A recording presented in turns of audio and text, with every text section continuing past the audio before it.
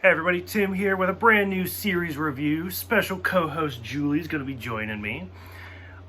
We are going to be looking back at some of the classic Batman TV shows, serials, movies, stuff like that. Originally, I had thought about doing the Adam West Batman show from '66, I think, something like that. But I was like, you know what, if we're going to go back to the classics, let's go all the way back. Some of you know I'm kind of a purist that way. Like if I do Star Trek, going back to the beginnings, stuff like that. So I decided to not rewatch. It's new to me. I think it's new to you.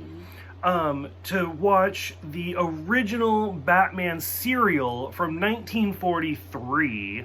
So this came out like shortly with like in the last, I think, 5 years when Batman was first created. There's so much to talk about. I'm overwhelmed. There was 15 episodes. Each episode's only like 10 minutes. We're going to break them up into increments of 3 because I think that's a good like 5, 10, 15 rather than try to do all 15 at one time.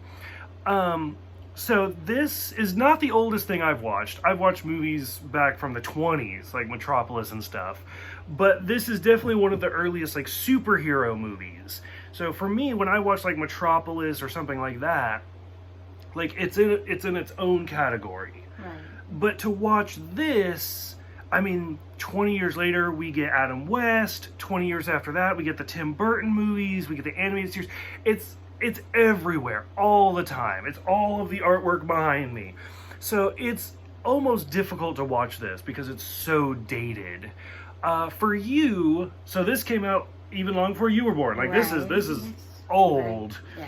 Yeah, 17 years. So when you watch it, is it more familiar? Does it bring back memories of other shows or anything like that? Or what do you think about it? It was different. Like I told you, Batman was a little on the heavy side. Which, I mean, in the same context, like Adam the West. acting back then, it was different than the acting when Adam West came in. But because Adam West was definitely not a buff guy either. No. So. But it was interesting. I enjoyed watching what we did. So for me, like I said, this came out in 1943. Most, if not all, of the actors are fully adult. Like they're in their 20s to 30s, with the exception of Robin, who was like 16. I don't know a single person in this. Like, no. Nothing. Because that's another thing. Like, you watch Adam West, which, I mean, we might even do the Adam West after we do this. But, like, you watch the Adam West, and it's like, oh, there's Vincent Price. Right. Or, oh, there's Eartha Kitt. There's all of these actors that you know, even if it's a little bit earlier in their career. Yeah. I did not know a single person in this. Well, like I told you, I recognized the announcer from other shows, maybe. Yeah, the cliche announcer voice. Yes. Yeah. So we'll do this a little bit like normal. How I normally do it is I list the 5 episodes and just throw out some notes that I had. So the first episode was the Electrical Brain. One of the things, like I kind of mentioned earlier, this is the first DC adaptation ever. I'm pretty sure, if not like, oh no, I was going to say it's probably the first comic book adaptation, but I think Flash Gordon was before this. Yeah. But it's definitely the first DC, like before Superman, because after this, Superman had his serials. And what's weird is the Superman serials, they did try to incorporate those. Noel, I don't remember the actress who played Lois Lane, I think her last name was Noel, is in like the Donner movies as just like Woman on Train and stuff like that. But like, never saw these actors again. I have no idea who they are. That being said, the only person who I did know, which didn't even recognize him at first, looked it up, was in the scene where Bruce Wayne and Dick are walking. This guy walks by them and is like, paper for sale, paper! And he just kind of grabs the paper. That is a cameo by Bob Kane, the creator of Batman. So that was kind of interesting. the whole opening scene of just Batman sitting at his desk, that's when I was like, I may have made a mistake. Like, this opening scene, and I'm like, you know what? Pause. We need a drink for this. This is going to be rough. Which, speaking of which, I don't know how to talk about this. This is going to be tricky, so bear with me. Because we live in a very PC world right now. This came out, as I've said multiple times, 1943. Because I'm not saying it for you guys. I'm saying it because I got to get it in my head. I'm watching Batman in 43. This was the middle of World War II, and there is a lot of derogatory comments about the Japanese in these episodes. Like, it's bad. It is really bad. A lot of, like, not swearing's not the right word. Racial slurs, I guess, would be the right word. And I'm watching this, like, in the uncut. They've released cut versions, and I'm watching this in the uncut version because I want to watch it how people watched it in 43. Right. Because obviously, like, mentalities have changed for most people, not even all people, which is something we're going through today. But it's weird to kind of watch all of these racial slurs. I don't know if you picked up on those, or if that's something you kind of had to deal with. Yeah, I picked up on some of it. I just wanted to kind of throw that in there real quick, because we will get to that very quickly. I love how Batman kidnaps people, and then we've always seen him, like, drop people off, but they have the little bat symbol on their forehead. On their forehead. I was like, what is that? Like, I would get that just because. I thought it was great. Linda Page, who is actually a comic book character. She is from the comic books, but she died out's not the right term, but she kind of went away very quickly, because a lot of people know Batman love interests like Selena Kyle or Vicky Vale, stuff like that. Linda Page was in the comics, not for very long. So in the comics, this serial actually redefined Batman comic, or the Batman comics, yeah. Even though Batman comics obviously came first. In the comics, Alfred was kind of a bigger guy, right, and he was very clean shaven, and he was almost the cliche Watson, even though Watson wasn't like that. Quiet. Yeah, and very bumbly. Whereas this serial came out, and the actor is very, very thin and has a mustache. And right after this, they changed the comics and gave him a mustache and made him very thin. And you see that from up into even the Adam West Batmans, where Alfred's very thin. The TV show, especially the cartoon animated series, where he has the thin black mustache. And even Michael Gough, I think, in the Tim Burton movies, he's very, very thin. So this show redefined that. Before this, in the comic books, Batman never had a Batcave. So this gave Batman his Batcave. So Linda Page is looking for her Uncle Marty, who just got out of jail. So I was already like, damn, Uncle Marty's scandalous. And they have to go to Little Tokyo. And as soon as they're like, Little Tokyo, I was like, oh, where's this going to go? Here we go.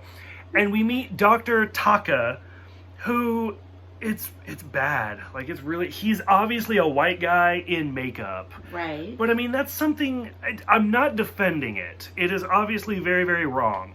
But it's also something we've seen before. Like I said, we've seen Flash Gordon. Anybody who's seen Breakfast at Tiffany's, like Mickey Rooney, is outrageously offensive as, like, the Japanese, like, attendant. Or even as recent as, like, Doctor Who, which came out in the 60s. We've seen Caucasian men pretending to be Japanese men. So it's outrageously offensive. But at the same time, I think he's a good actor. I did, like, he's kind of, and supposedly, if you look at the original posters, he is supposed to actually be the Joker originally. And then they were like, no, we're just gonna make him Japanese and turn this into, like, World War II propaganda. Well, watching it, I kind of noticed that he looked like the Joker. Yeah, because he always does, like, a smile. Mm-hmm. His what do you want to call it? Like, his hideout is in a carnival, because you have to ride, like, the roller coaster to get to it. Mm-hmm. So a lot of it is based off of the Joker. But then they're like, nah, it's World War II. Let's make him Japanese. So it's like, okay, come on, guys. So we get that. His whole thing is turning people into zombies. And honestly, like I said, 1943, this might be the earliest time I've heard the word zombie. Because I know, like, George Romero, like, famous for, like, Night of the Living Dead and stuff, but that was like the 60s. Yeah. So I was like, you know what? I don't know when the word zombie originated. Now I have to look that up. Because at least it was around in the 40s, and he just throws it out there like, that's a zombie. Like, how long has that word been around? The Truth Serum's a great scene. Probably my favorite thing, which is also super creepy. People have always made the jokes, and sometimes they're not jokes, about how creepy it is that Bruce Wayne lives with his little kid. And, like, where he's like, pull into that alley and put the top on so he can change clothes. And I was like, nope, can't do that. That's not a thing anymore. So again, watching things change. And then the first major cliffhanger is them trying to push Batman off the ledge. And I'm like, the whole fight scene is great, but it does that, like, early 30s, 40s thing where it speeds up to make it look like they're fighting. And I was like, oh, it's cute. And then they're just trying to push him off the ledge, and then he's falling. And it's like, oh, that's adorable. All of that in just the first episode. Like, we got a lot to talk about. That's going to be a long video. Hopefully nobody calls and throws off the timing. Episode 2, The Bat's Cave. So he's falling, big cliffhanger, lands on the painter's platform. And I was like, that's not bad. I'll give you that. That one's pretty good. I love all of the fake bats. Because anytime they go in the Bat Cave, and it's just like, they're never on camera. You just see the shadows, because you know they're just like some dude with a string doing this. Yes. And then his line of like, oh, my friends don't bite unless I say to. Shut the fuck up. Like, what do you know? Another first is the grandfather clock, which, like I said, it's the first appearance of the Batcave. But in the comics, the TV shows and stuff like that, they start going through the grandfather clock as the secret entrance. Mm-hmm. Came from this. Uncle Marty calls Linda to say, come alone, and Linda gets kidnapped in the phone booth. Right. Why? And I like how Dick is supposed to be the watch out guy, and then just wanders away. Checks on her, sees she's there, walks back. I told you to keep an eye on her! Goes back, and it's just a cloud of smoke. Yeah. That's like, oh, okay. I loved how Batman and Robin wear the disguises, where Robin's now the paper boy, and Batman is like just, I don't know, some henchman, where he's like smoking a cigarette and stuff. Which, again, you see that in the comics and stuff. Like, I always think about Batman Year One, where he's like, it doesn't matter what I look like. I'm just going to put, like, a fake scar on my face. Because then if somebody has to describe me, that's all they're going to remember. Right. And, I mean, the disguises usually work for Batman, so I liked it. And then, of course, yet another cliffhanger of Batman falling off the telephone wires. So, again, I haven't watched a lot of movies or cartoons or shows, serials. I swear, every episode ended with Batman falling. Yeah. And then the next episode was, how do we catch him? He fell off the building. Painter's platform. He fell off the telephone wires. Episode 3, Mark of the Zombies. Robin catches him with a rope. Why the hell not? It goes. This did have my favorite line where they actually force Alfred into the makeup to pretend to be somebody. And then all of the villains come in and they're shooting everything. To quote, what's his name? And he's like, I just started blasting. Anyways, doesn't matter. They force Alfred in there, all the big fights, and then Alfred's like, how many did I kill? And Robin's like, you killed 7 of them, good job. But there were only 4. Yeah, you killed 3 of them twice. I was like, oh, God, I love that. I'm going to start using that from now on. And then the same thing. They save the train, which is great. And then the dude just chucks his gun at Batman and he falls over knocked out. And I was like, okay, so that's going to be a thing now. We just Batman just falls over. I can hear the dogs barking. Episode 4, Slaves of the Rising Sun. I love the pet alligators. Oh, yeah. When he was feeding them. Yep, and realistically, this episode was really funny. It was. Because, like, he's feeding the alligators, and he's like, I don't have any more food! And he just looks at his henchmen, and you're like, like, I don't know if it's because it's the 40s or what, but they, like, stopped at the last second.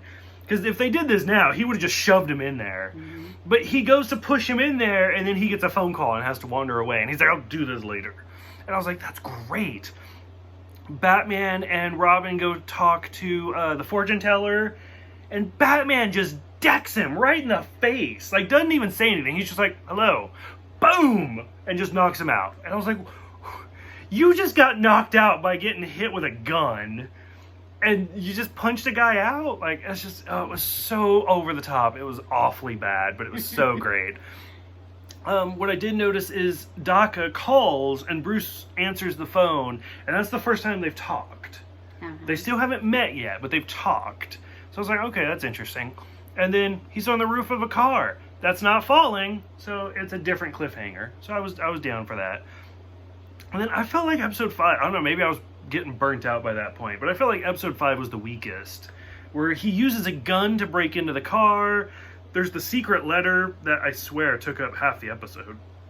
Him just trying to, like, first we mix the chemicals, and oh, there's stamps in weird areas, and then something about Robin to the rescue, and it was over. But yeah.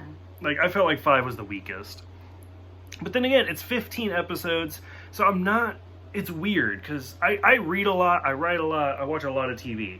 So I'm always interested to see, like, where the peaks and the lows are. Mm-hmm. Because, like, any TV show you watch, let's say it's like 45 minutes, you have that introduction, main plot, closure. Right. You have to do it in 45 minutes.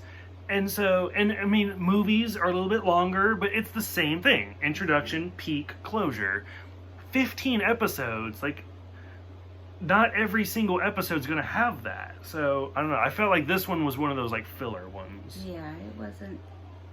But I feel like we are, like, definitely in the upwards part. Because now we've met all the characters. Right. So for you, I'm assuming this is not the earliest thing you've watched. No, I've watched some older movies. Okay. But as far as Batman, I mean, it was... I thought it was funny because...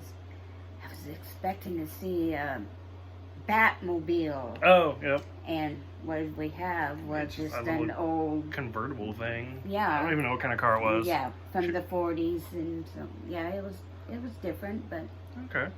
But I agree with you. There was some hills and valleys. Okay. Like, are you looking forward to watching the rest of it? Yeah. Do you think it's okay? I'm looking forward to it. Okay. So like I said, I don't know. It's not what I expected it to be, but I always think it's like for right now. Like, I would say Batman's one of my favorite heroes, and a lot of people just kind of stop with that, and I don't like to be that person. I like Batman's my favorite hero now, but why? Like, where did he originate? Where did this come from? And I know it's not going to be the same. Like Star Trek, again, for an example, people are going to watch, like, Picard, that just came out this year, and they're going to be like, this is great, like, this is my Star Trek. And some of them were going to realize, they're going to be like, this is amazing, I want to go see where this came from and how we got to this point. Right. And some of them are going to stop, and they're going to be like, this is my Star Trek now. Or Doctor Who. Like, when it ended in 89, and it started back up in 2005, and a lot of people were like, 2005, this is my Doctor Who. This is what I'm going to watch. And they've loved it ever since then. I was not that person. I was like, no, I have to see where it started. See how it began. Like, even if I hate where it began, if I love it now, I want to see how I got to this point. Like, I mean, that doesn't mean you have to like the old stuff. Right. But it's good to know where you came from. Correct. I mean, even like a heritage standpoint. I might not like where my heritage came from, but somehow it led to me. Yeah, so it's what made you who you are today. Yeah, so that's where, like, am I expecting this to be the greatest Batman I've ever seen? No, far from it. But I still like to watch it, and this is where Alfred came from. This is where the Batcave came from. This is, where the grandfather clock came from. Like, it's interesting. And for another Batman example, everybody thinks of Martha Wayne when they think of, like, Martha and Thomas Wayne dying. They think of the pearls, like her pearls exploding. I think that came from, like, Frank Miller. Like, that didn't even come around until the 80s. So Batman had already been around for 40 years, and now it's this classic staple.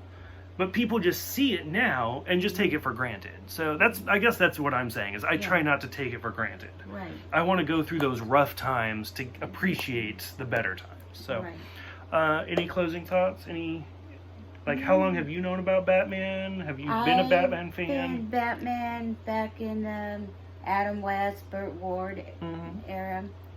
Yeah, Okay. watched it every time it was on, Okay. and I look forward to watching more of this with you. Okay. So let me know if you guys have seen this. This is definitely not going to be a review for everybody. It's going to be a small niche because I don't think very many people have seen these. But if you have, go ahead, let me know, and then we will see you guys next time for parts 6 through 10.